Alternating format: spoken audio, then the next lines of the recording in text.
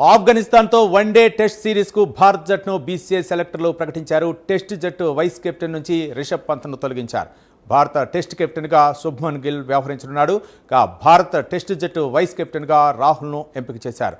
ఆఫ్ఘనిస్తాన్లో one day test సిరీస్లకు కెప్టెన్గా Gill ఉండనున్నాడు. One day జట్టులో రోహిత్ శర్మ, విరాట్ కోహ్లీ ఉంటారు.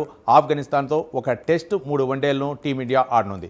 జూన్ 6 నుంచి టెస్ట్, అలాగే జూన్ 14, 17, 20న వన్డే మ్యాచ్లు ఉండనున్నాయి. వన్డే జట్టులో గిల్, శ్రేయస్ అయ్యర్, రోహిత్, కోహ్లీ, రాహుల్, ఇషాన్, పాండ్యా, నితీష్, అలాగే సుందర్, కుల్దీప్, హర్షదీప్, ప్రసిద్ధ్ కృష్ణ, ప్రిన్స్ యాదవ్, బ్రార్, హర్ష్ దుబేకు స్థానం దక్కింది.